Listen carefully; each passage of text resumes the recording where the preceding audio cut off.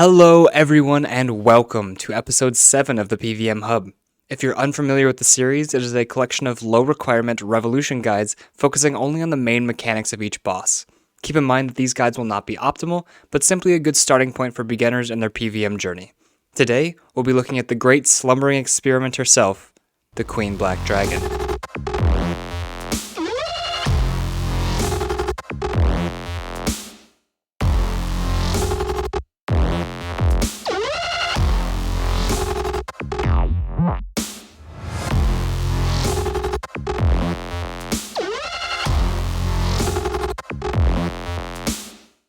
The Queen Black Dragon is the first solo-only boss we'll be looking at in this series. Her big draws are the amount of raw supplies she drops in the form of Saradomin Brews and Super Restores, and she also drops the pieces of a Royal Crossbow, which can be fused together to form a very cheap and very reliable Tier 80 two-handed ranged crossbow. As always, this guide will be broken up into a few different parts. They will be the recommendations and requirements, setting up your revolution bar, the important mechanics of the fight, and a full fight breakdown. For requirements, the only one you need to get in is 60 summoning. While the requirements are pretty simple, this fight will be hard, so my recommendations will be rather high. For the fight, I would suggest using two-handed melee so that we can use our built-in AoE abilities to clear some of the mechanics easily, and our armor will absorb the brunt of the damage we'll be taking in this fight. Other styles will work just fine, but be aware you will probably take more damage on average. I would recommend 80 in each attack, strength, and defense, with my prayer recommendation being at 60. While it is doable with less than this, if we're focusing only on Revolution, Chivalry will be a big DPS boost you will need to finish the fight. If you can get 70 for Piety, that would be even better. For Summoning, my recommendation is 67 for a War Tortoise Beast of Burden, and in terms of gear you'll need a minimum of 400k for gear and supplies. For my setup, I am using a full Bay Knight armor set, which is a Tier 80 melee tank armor, and a Bay Knight two-handed sword.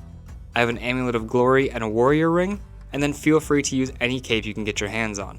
In my inventory, I have an anti-fire potion, a set of super potions, and 2 prayer potions. The rest of my inventory and Beast of Burden are full of food. Some extra recommendations are 85 Herblore to create super anti-fire potions, and Dragonbane weaponry, which you can get by using a Draconic Visage on any of your Bay Knight weapons. In terms of auras, I would recommend Berserker, Brawler, Penance, or Vampirism. Now, let's take a look at your Revolution bar. If you're unfamiliar with Revolution, it's a system in RuneScape that will automatically use your abilities for you, from left to right. To take advantage of that, we'll put our strongest abilities furthest left so they get used the most often, and weaving in our strongest threshold abilities which require 50% adrenaline. On screen is a bar recommended by the PvM Encyclopedia. We will be using this bar as it doesn't require any pricey unlocks and can be used by anyone with high enough stats. From left to right, it reads Berserk, Hurricane, Cleave, Sever, Assault, Smash, Dismember, Slaughter, Barge, Slice, and then Fury. If you watched my previous video on Commander Ziliana, we will be using the animation cancelling techniques we learned in that video to boost our DPS here as well. If you have the time, make sure you check that one out. Now, let's learn the mechanics. The Queen Black Dragon fight is broken up into 4 different phases, each with a health total of 25k. Each of these phases are centered around a pillar found in the boss arena that will need to be activated once you deplete that phase's health total. On screen, you can see an overhead view of the lair, and each of the pillars are labeled. For the first phase, once you deal the 25,000, you will activate the pillar in the dead center of the room. After that, the Queen Black Dragon will regain 25,000 HP, and you will have to DPS again. Once you get her down to 0, you will need to activate the pillar in the bottom left, and then repeat that same thing for the bottom right. To finish the kill, you will need to activate the pillar in the bottom middle of the screen. You activate the pillars simply by running over to them and clicking them. While you are doing this, the QED is unattackable and will spawn giant worms around the arena to be a nuisance to you, so it's in your best interest to do this quickly. Here you can see me running down to hit the last pillar to finish the fight. Once you do this, a column will raise up in the middle, and that's where you go down to get your loot. Taking a closer look at phase 1, there is a limited amount of things that she can do.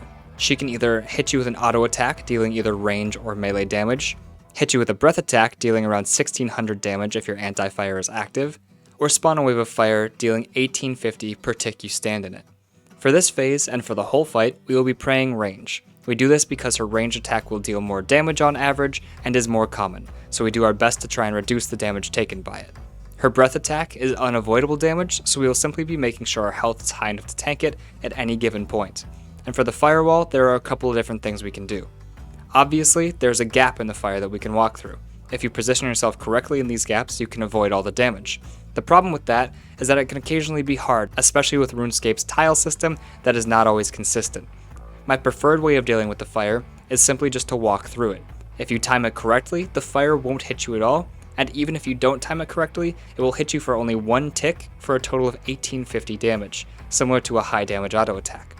My method for this consists of, once I know the attack is coming from either the chat box notification or from recognizing the animation, I step back 2 squares, wait for the fire to approach me and be roughly 1 square away from me, and then re-attack the boss. With any luck, your character will walk right through the flames without taking any damage at all. Each phase, the amount of firewalls she spawns increases by 1 to a maximum of 3. Dodging these will be the same: step back 2 squares, click through, auto once, step back 2 squares, repeat. Even if you do get hit by one of these, just eat up and keep your HP high. It shouldn't be too scary. And those are all the mechanics for Phase 1, and if you can believe it, that's actually most of the mechanics for the whole fight. In Phase 2, the only new mechanic she uses is to spawn one of her ghost servants. These ghosts will spawn next to you within melee distance and try to spawn a ball of unblockable energy underneath you. This attack deals 1600 damage and is homing, chasing you down wherever you go. To avoid this attack, all we have to do is navigate the ball back into the ghost.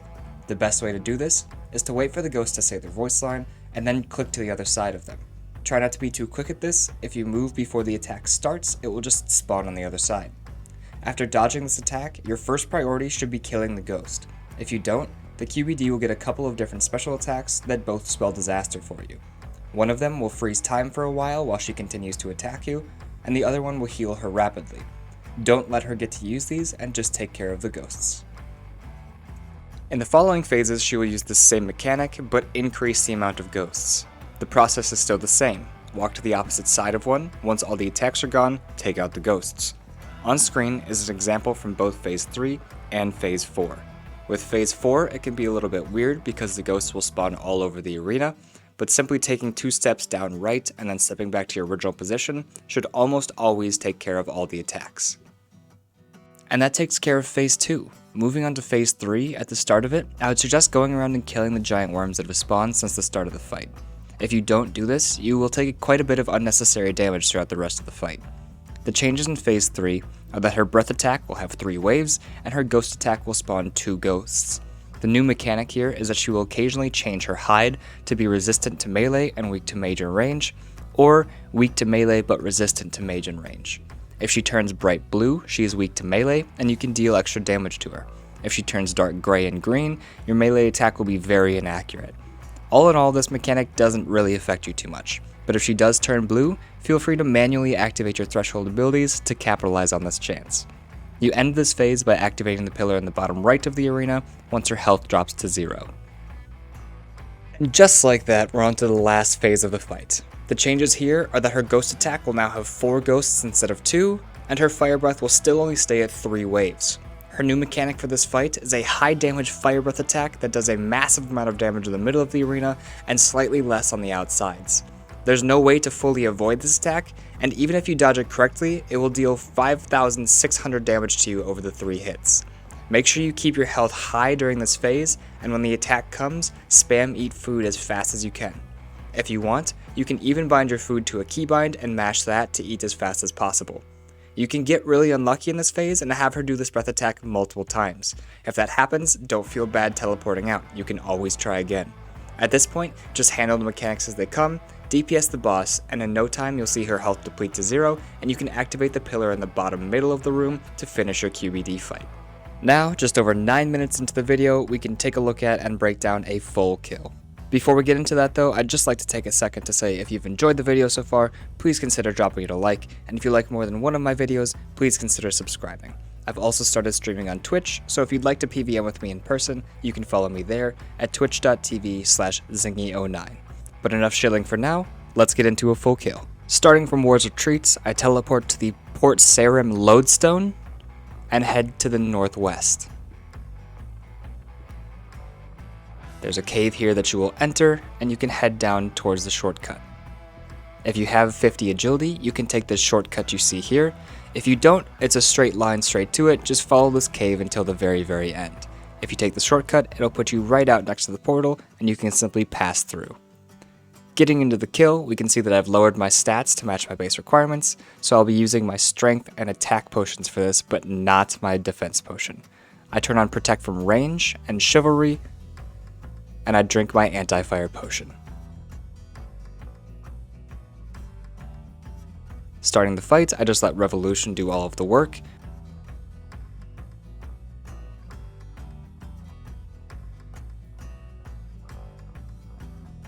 I take 2 steps back here with the first Flame Breath and click through, taking 0 damage.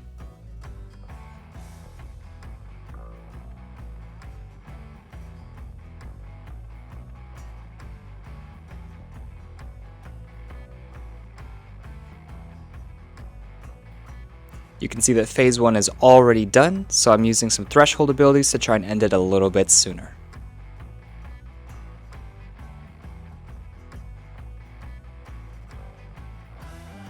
With phase 1 complete, I click on the pillar in the middle and re-attack the boss.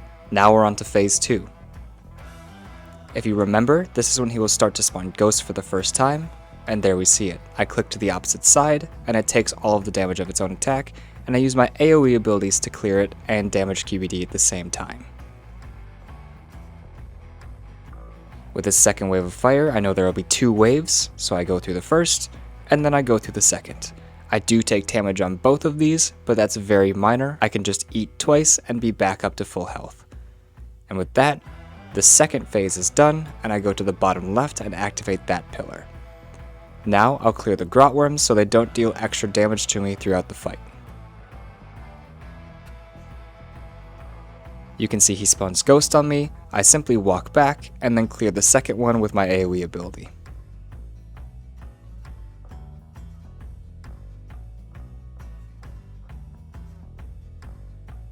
I take out the last giant worm, and I go to re-attack the boss, clicking through the fire wave, backing up, clicking through the fire wave, backing up, and then clicking through the third and final fire wave. You can see I took no damage from that, and if you do it correctly, you shouldn't either. Here, my Berserk activates, so I know that I'll take extra damage, so I make sure to be ready to eat food if I need to. Here comes another fire breath, so I back up, click through, back up, click through, back up, and click through again.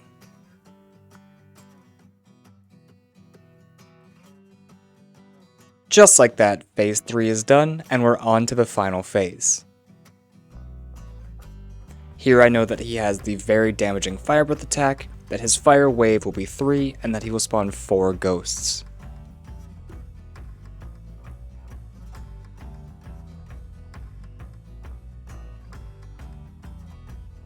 We see our first mechanic here of the 4 ghosts. I step down right 2 squares and then go back to the middle. Here he combines this with a big fire breath attack, so I eat up, move to the side, and then clear the ghosts once it's finished. It's not worth going into the flames to try and kill them early. Here comes a fire breath attack, so I back up and click through, I back up and click through, and for the final one, you guessed it, back up and click through. Again, I took no damage there, so it's really not difficult to avoid. He does another large-scale fire attack, so I move off to the side and spam eat my food, and then re-attack the boss, hoping to finish the phase quickly. You'll see he spawns ghosts, so I dodge down right, move back up, but instead of finishing the ghosts here, I choose to finish the boss instead, and I complete the kill. I run down to the south pillar and click it to finish the kill. With that, the loot room opens up in the middle, and I climb down to secure my loot.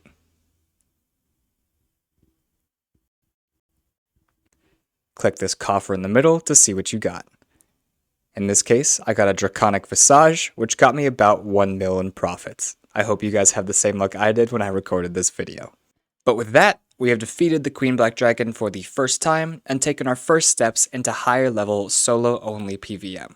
I hope you found this guide helpful, and if you did, please consider giving it a like, and if you like more than one of my videos, please consider subscribing. In the next episode, we will start our journey back to the God Wars, but this time, God Wars Dungeon 2. Thank you so much for watching, and I'll see you in the next one. Zingy out.